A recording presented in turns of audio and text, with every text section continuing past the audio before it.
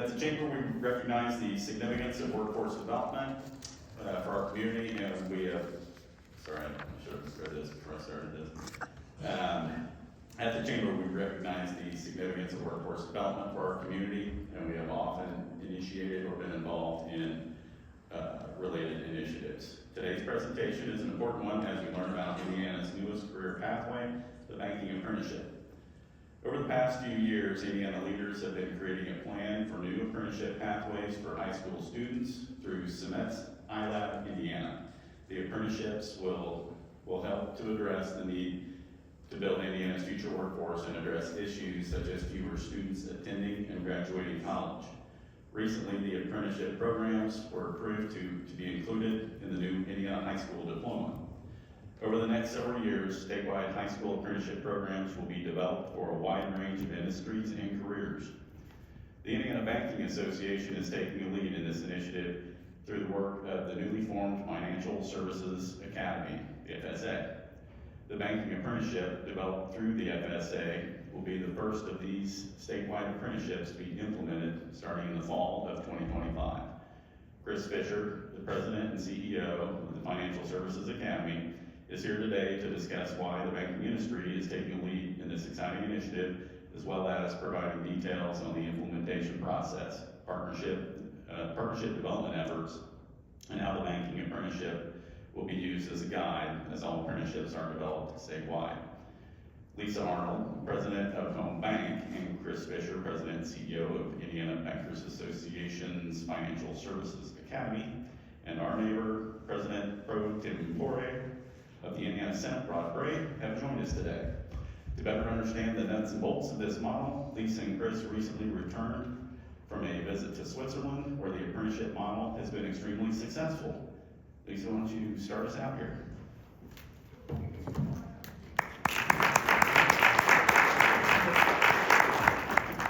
Well, I will report to all of you that in Switzerland the chocolate is better. I ate a lot of that over there.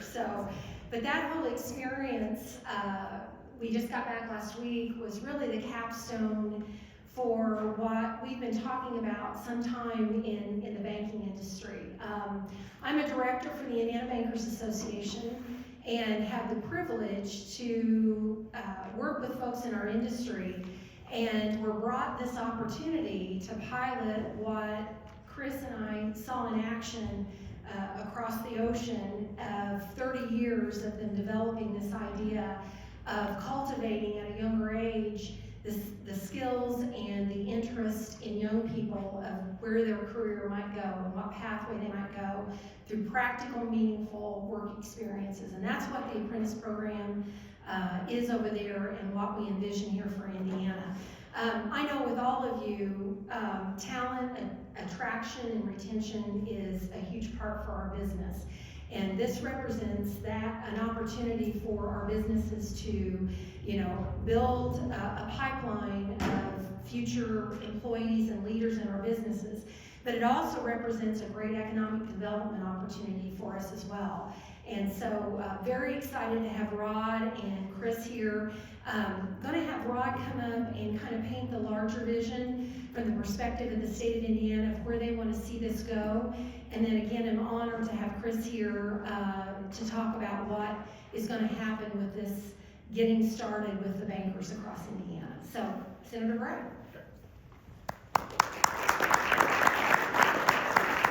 Well, Lisa, thank you very much. We're really happy to be here and to be talking about this program. I think it's pretty exciting, and at least it's the way I see my role today to talk is to just really talk about this kind of young professional apprenticeship and explain the why that we're going down this road. As we all understand in this room, today's economy is more complex than it's ever been, and it's easy, I think, for all of us to understand that you need now more than just a high school education. You're going to have to get some sort of education post-high school and really to continue to move yourself forward in this more complicated world. And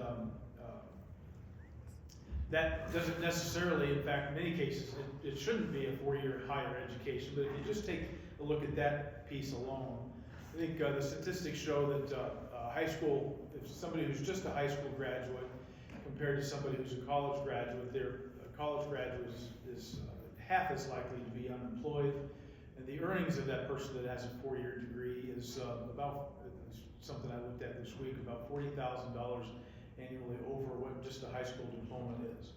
And however, regardless of that, just about 53% of our high school graduates head off to a 4-year degree, which means that 47% of them don't. Probably more significantly than that, about 35% after a period of 6 years after a high school graduation, only about 35% of those graduates have a 4-year degree, which means, of course, that 65% of them don't.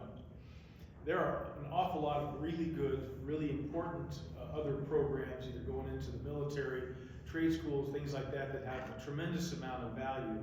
But I think it's really important that we can all probably agree that we have to be able to engage our kids that are coming out of high school. We have to be able to provide more opportunities for them to find other things to do and build a skill set that will get them moving in the right direction. I look at now, as I've thought about this, and we've talked about this apprenticeship program that we're talking about. If you're a high school senior and you graduate and you don't plan to go to the military and you don't plan to go on to Ivy Tech for a 4-year degree or something like that, then you're kind of just jumping off the dock into the lake and you're on your own. I mean, every other option has some people that wrap themselves around you, the university, Ivy Tech, the military, and helps you continue to move in that direction. If you just graduate from high school, then you're just there on your own, swimming in the deep water, and that's been challenging for folks.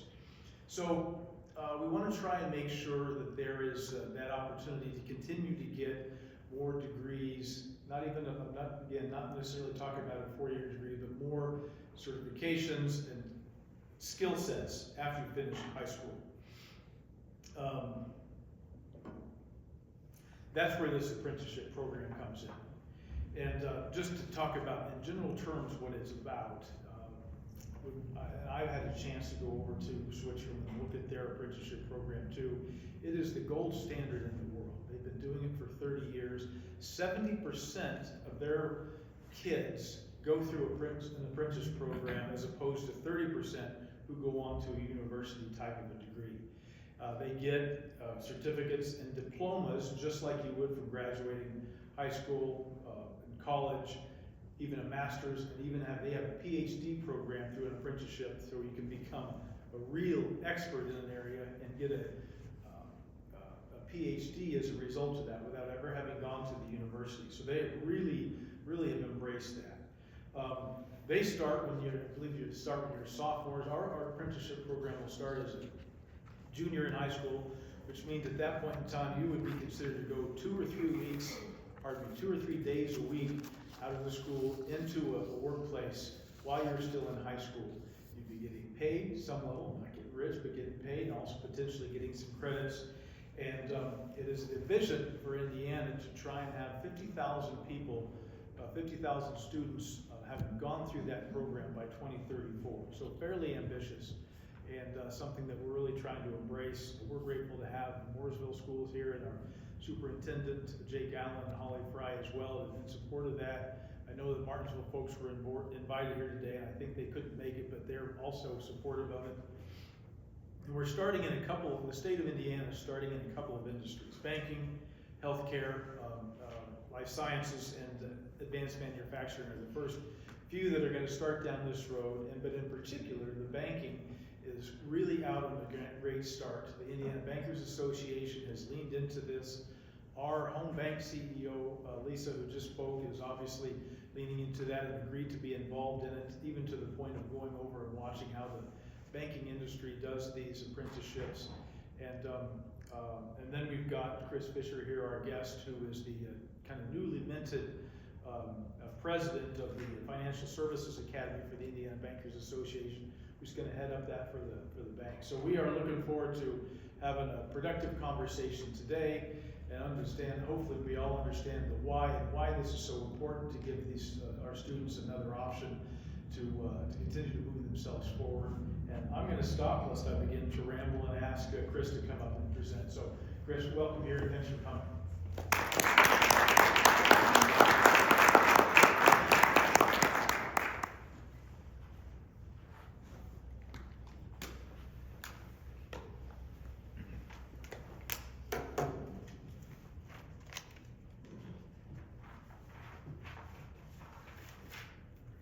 Thank you, Rod and Lisa.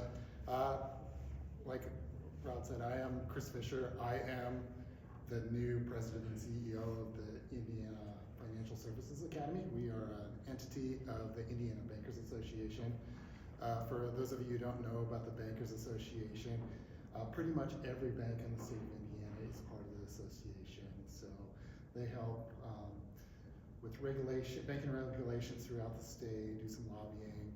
They also have half of what we do is on the training side for the banks as well. So the IBA provides a lot of training, so that naturally our banking apprenticeships kind of fit in and roll into what they're currently doing. I've been in my role for about 7 weeks now, so I'm fairly new. I'm the very first employee of this program. We'll be hiring more here in the future as well. And today I'm going to talk a little bit about our program, but I'm going to start off talking about the apprenticeship initiative as a whole. Excuse me, Chris, could you put the microphone just a little bit closer? I think they're having a hard time in the back. Sorry. That's better. Thank you. Stop moving. 1 second.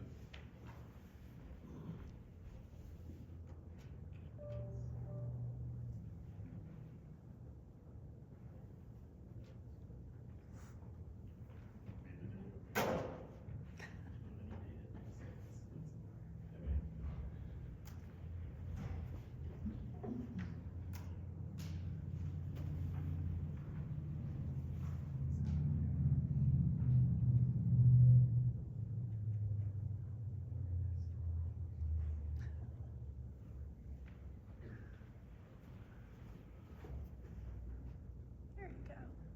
There we go. Just had to close it out. There's gonna be a program for IT. Yeah. So. That was about the scope of why. Sorry. One thing, Rod already mentioned this with the data around the students going through college and so forth, but just too many students are falling through the gap in the state of Indiana. They're graduating high school and then they're kind of out in the world going nowhere, or they're going to college, not really knowing what they want to do, and then they take 6 years and get nothing out of it, essentially. So we want to kind of fill that gap for those students. So how are we going to address the talent shortage in the state of Indiana? One of those ways is through the Cemets iLab initiative for the state of Indiana. So what iLab is going to be doing is they are developing the new high school apprenticeships throughout the state. So really focusing on those students who don't plan on going to college, or helping out those students who don't necessarily want to go through academia. They're more work-based learning type of individuals.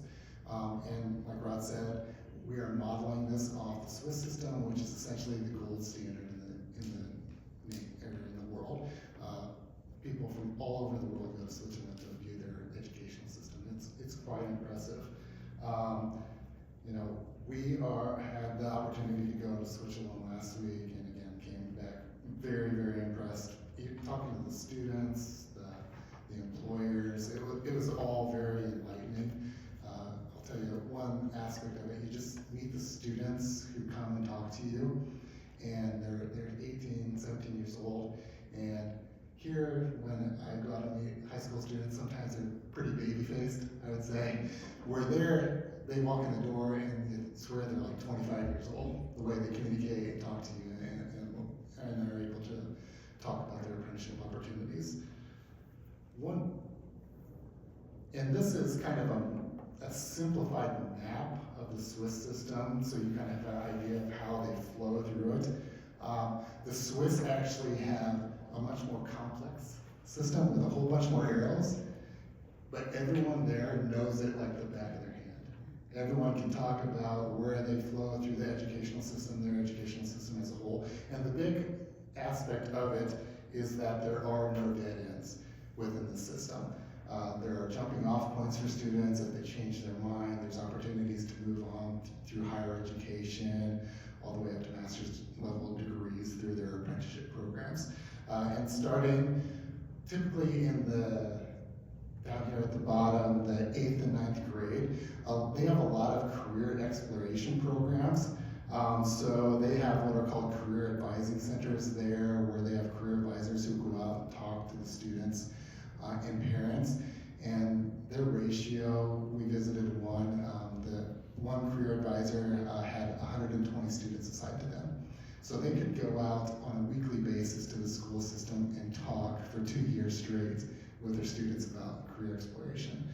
Whereas you look here in Indiana and our nation as a whole, that job's mostly done by our school counselors, and I think the ratio is somewhere one counselor for every 600, 700 students. And you know, our counselors, they're not doing a lot of career stuff, they're focusing more on scheduling and some of the mental health issues with students and so forth. So their job is really cumbersome. So one aspect of the iLab that they're going to be doing in the future is exploring more of that career model as well. So just so you know, that's upcoming and work to help out as well. From there, students kind of have two options. They can either go through the normal kind of high school pathway similar to us, where you're on a 4-year college track. So if you're going to be a doctor or a teacher or something, a lot of students will go into that more academic pathway, the academic high school. After that's about 30 or 40% of their students do that. The rest of the students, a much higher percentage, actually go into, they call them VET schools. They are basically apprenticeship schools. And there, they do 2 days initially in the school, and then 3 days apprenticeship work. And then by the time they're out, it's usually about 1 day in the school and 4 days in their apprenticeship throughout 3 years of high school.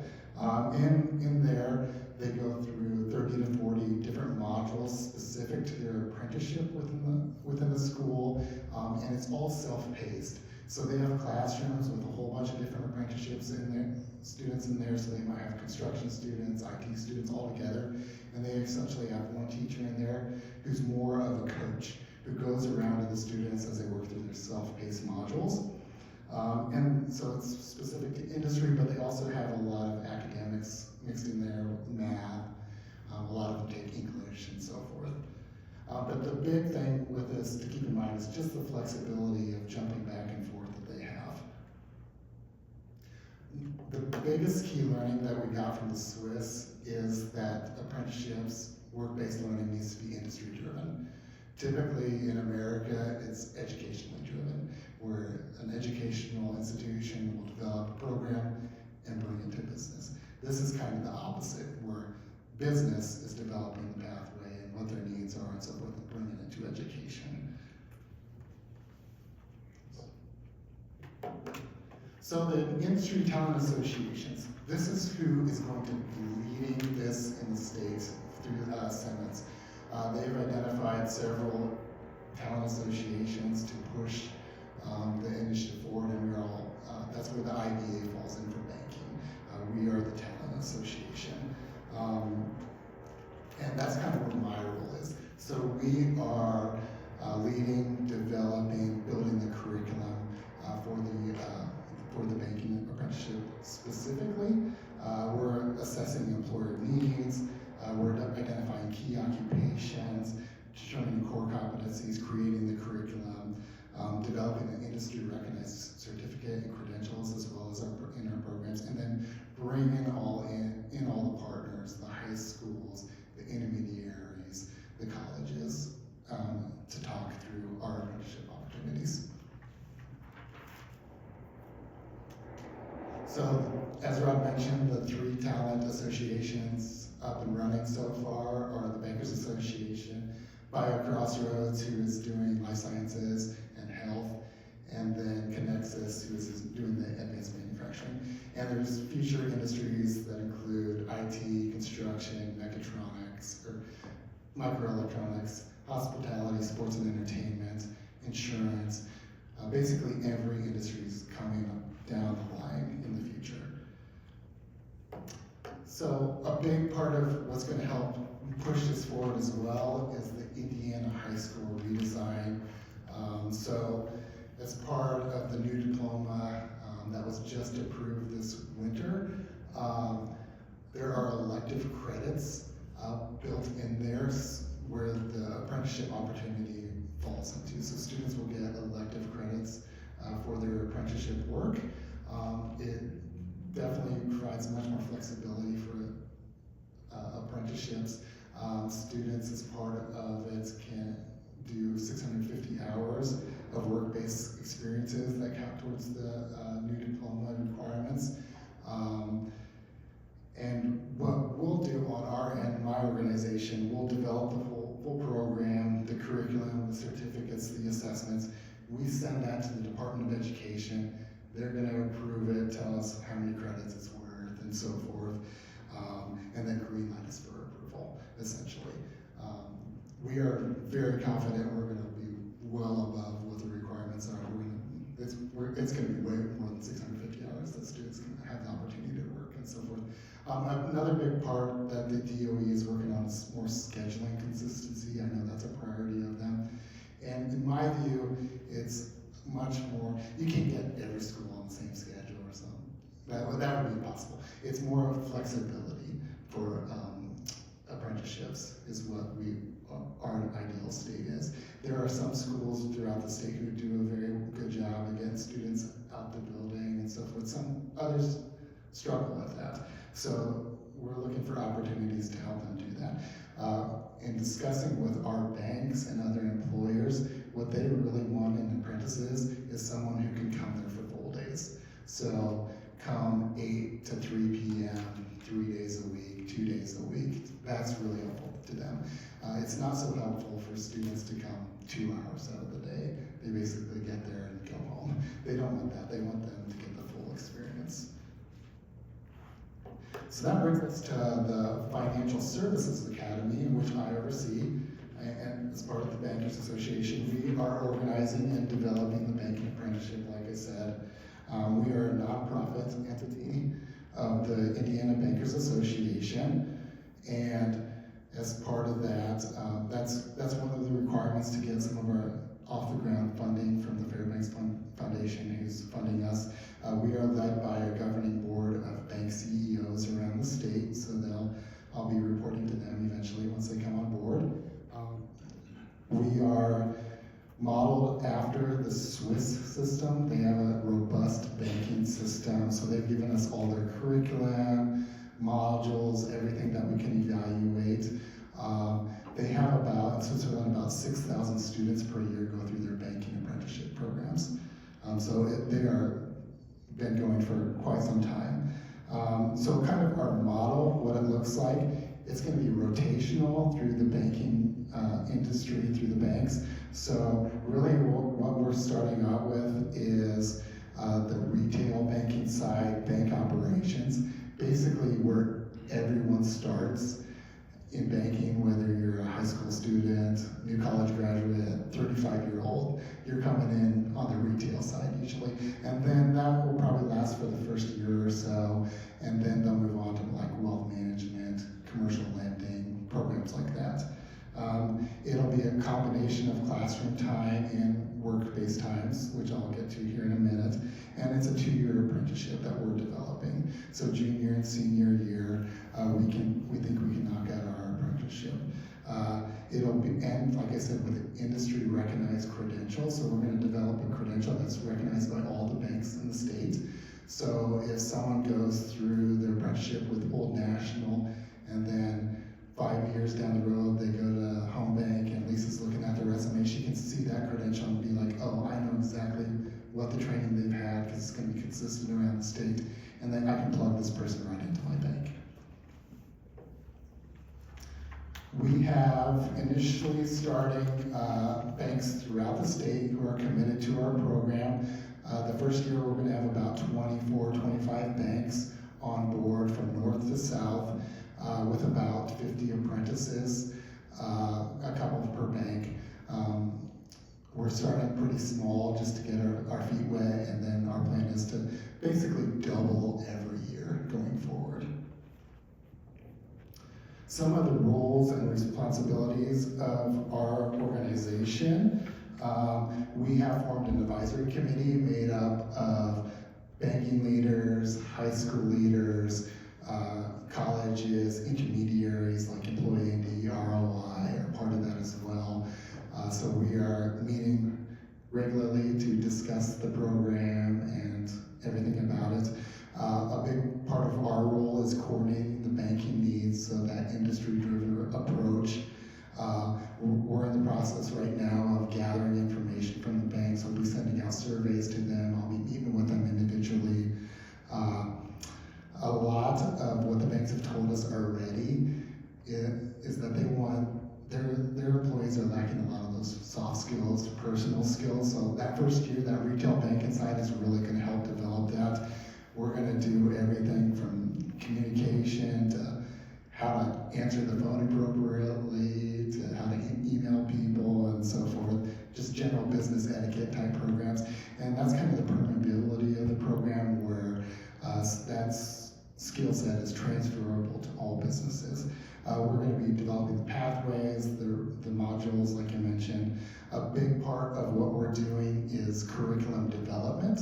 So we're developing all the curriculum, and then we'll push that out going forward. That's going to be our biggest piece, just putting that together now over the next couple of months. We're coordinating the program with all of our partners, like I mentioned. We'll be pushing out marketing efforts as well to schools, students, and parents, so that they're going to be aware of our program. We're going to assist with the student recruitments, and we have oversight of the overall apprenticeship experience as well, so we'll develop policies and procedures, make sure there's consistency between the banks, have items of what to do if students flaking out on you and so forth.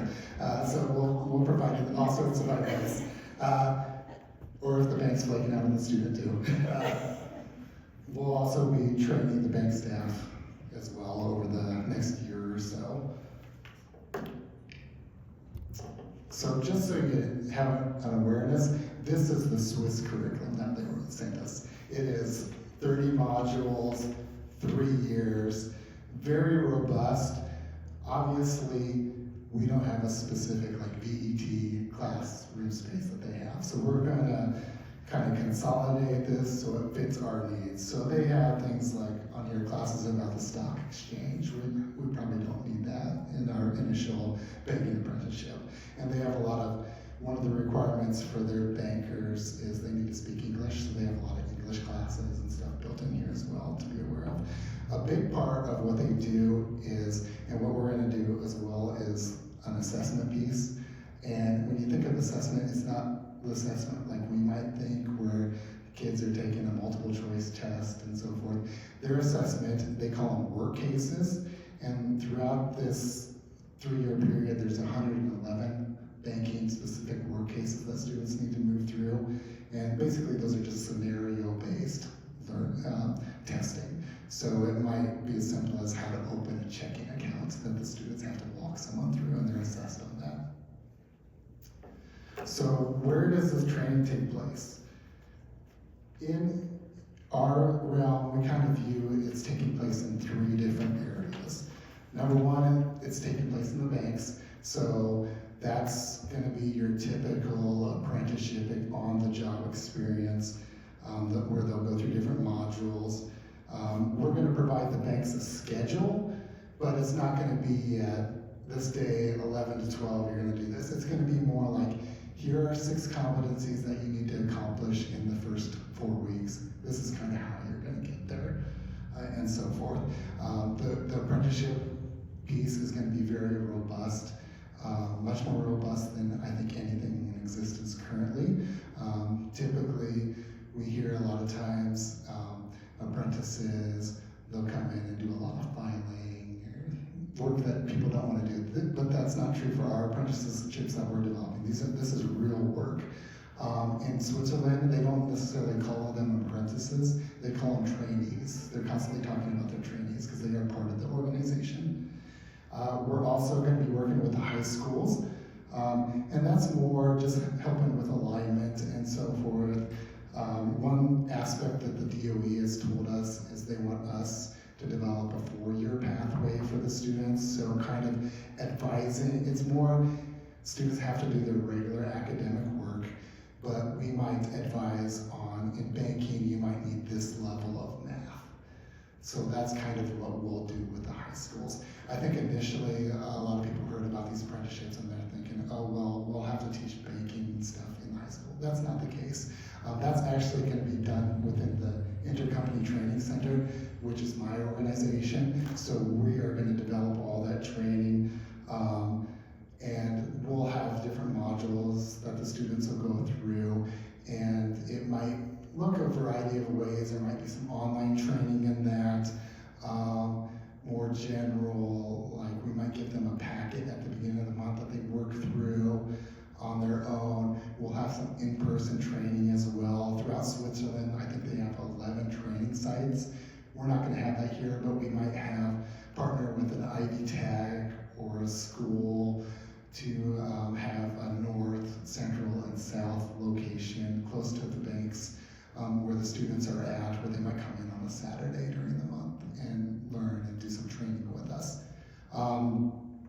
As well, not shown on this, but we are also working with colleges like Ivy Tech, other different training companies and organizations that we're exploring just to kind of supplement material as well. So if there's opportunities for dual credits sprinkling here through Ivy Tech and so forth, we'll definitely work with them to do that. So why do we feel this is important? Well, we think it's the right thing to do. Too many students are falling through the cracks. We just need to meet them with more additional options for them, and helping them secure better employment in the future. Reducing costs for our banks, I think that's necessary for the apprenticeship programs. I think they all reduce costs, the training costs, the recruitment costs, the retention costs. It's all shown statistically that apprenticeships will do that.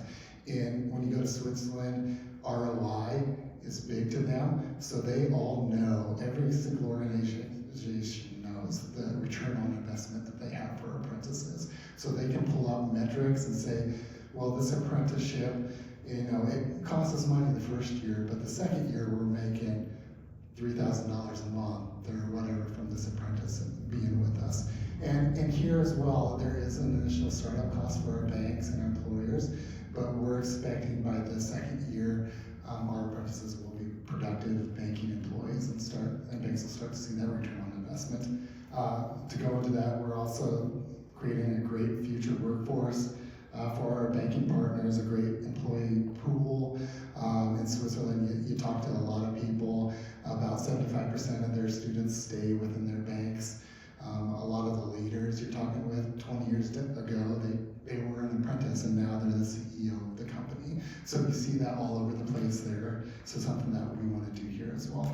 And then seamless transitions, that's also big, and I want to emphasize that, is that this doesn't necessarily just end up with the banking job. We want to have jumping off points for students. We're going to partner with our higher education partners to create seamless transition into programs there as well if a student chooses to do that. We're also dealing with kids who change their minds a lot. So we don't want any student to be harmed by going through an apprenticeship. We want to have jumping off points for them. So, which is why banking is so critical in getting this started, is we can relate to basically any business. Especially with those people skills that students develop. So a student goes through 1 year with us and they decide they want to do IT or something, they can jump off and do that, but they'll still have those skills that they've developed in working with people and so forth for the banking industry. Even things such as moving to other banks is an option for students. One thing that we've talked to while we were at Switzerland, we asked the employers, like, aren't you concerned that the student's gonna jump off after their apprenticeship and go to your competition after they leave? And they're like, no, not really, because just as many students come back from my competition to me. And we all know that they're very well trained and highly trained and so forth. So that has zero concern for them. Kind of our timeline, so you know, it's been adjusted a little bit just because there's a lot of curriculum to be developed over the next few months, and we want to make sure we get this right for students. We don't want to piece this thing together. So what we're looking at is over the next 9-10 months through December, we're going to put together our curriculum. We're hiring a curriculum manager to do that for us. We'll be determining our banking needs, submitting that through the DOE for approval. We might have a few apprentices start this fall through our intermediary partnerships as well, just to kind of get some banks' feet wet as well. It won't be the full robust program, but they'll at least get in with the banks a little bit. And then starting in next January, February, we really want to hit the schools hard with our intermediary partners and start recruiting students, because we know the schools, they want to set their schedules in that time frame, and we don't want them to be held up because of us. So we want them to be able to set their schedules. In Switzerland, actually, they start clear in the fall and have a whole year where they know and are recruiting students, but we think we can get that done in about 6 months or so. And then later on next spring, we'll start the full implementation with the banks and onboarding and so forth. And fall of 26 is when the real robust program starts.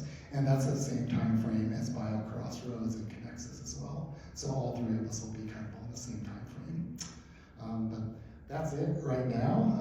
Are there any questions or anything?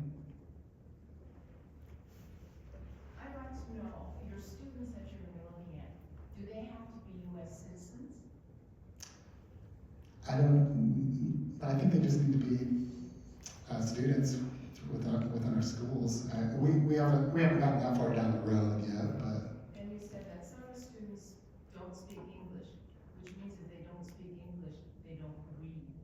Yeah, I was talking more around in Switzerland, the Swiss students. So they speak German, so they all need to be able to work in the banks to speak English as part of it.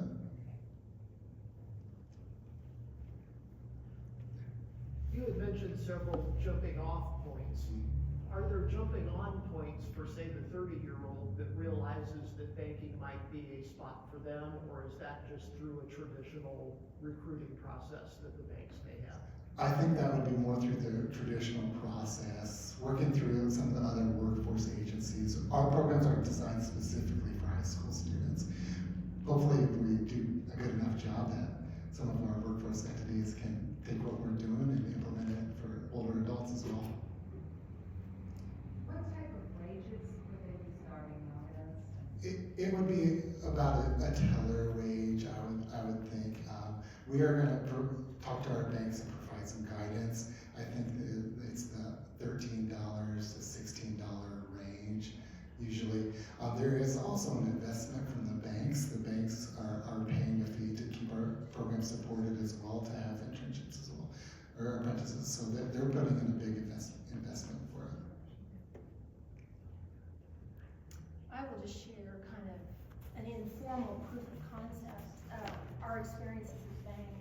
We've been fortunate over many years, just an informal partnership with some of our schools that would send us students from their programs that might be interested in banking, and maybe just to work while they're in high school, or maybe are going on to college and want a summer job. And we have been incredibly fortunate and are so positive about that experience. They come into our bank, they do meaningful work. We currently have vice presidents in the bank that came to us at that age, worked through school, changed their major to a banking major when they had the opportunity to see what it was about, and then came and stayed full-time with the bank and made it a career. So, you know, this makes so much sense to us just from that practical experience that we've had, catching them young and early, you know, them getting to know us getting to know them, finding that it's a fit, pouring into them, and then having that be a long-term relationship. So to then have all of the structure and all of the support around them when they come to the bank for the first time and through that process, we were just incredibly excited about what it's going to mean for our business and for the community. So this is already what we found to be very effective. And then when you see the Swiss system and and the things that they've put into that to make it even more effective, we can't wait to get started. Yeah, and one thing I was gonna mention, but I forgot to mention, but in looking through the permeability of their system and the jumping off points and students changing their minds, we visited while we were there, a college, a university, and we walked into, it was a mechanical engineering classroom, and every one of the students was an apprentice at one point. And they weren't mechanical engineering apprentices, they were construction apprentices, they were IT apprentices, there were other apprentices throughout it. So there's a lot of permeability in their system. So I would like to attest that jumping off from a bank can lead to great opportunities. I spent a long time in retail banking. I was a financial advisor, became a commercial lender, and it's what prepared me to own my own business. So I think that implementing this in students' lives can actually path them not just in banking, but to be business owners like most of the people in this room as well. Point. Have you guys talked with any of the Bankers Association about getting their side with this yet? There's been conversations, so we're ongoing conversations. The goal is to start small. All the other connexes and biocrossers, I think that they're starting with 2 or 3 pathways each just to get their feet wet, and then they'll build from there. But we've talked to mortgage bankers. We might handle all financials, so eventually insurance might come under us and so forth as well. So in the insurance industry, we're fairly closely aligned with financial services. We had a representative from our industry take this trip to Switzerland. He spoke with a 16-year-old at the bank who was authorized to handle $1 million transactions, up to $1 million for a 16-year-old. That's how comprehensive these apprenticeships are. We talk about meaningful work, and Chris alluded to that. They're not just filing, it's actually coming in and contributing, which is good, the ROI for the business aspect of it, but that they really do get engaged and see what it's like to work in that industry.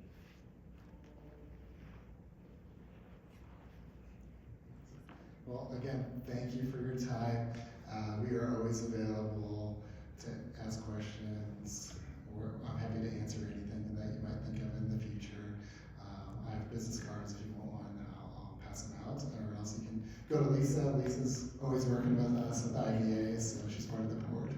If you'll send me the presentation, we'll put all this online on our website as well. Well, thank you, everybody.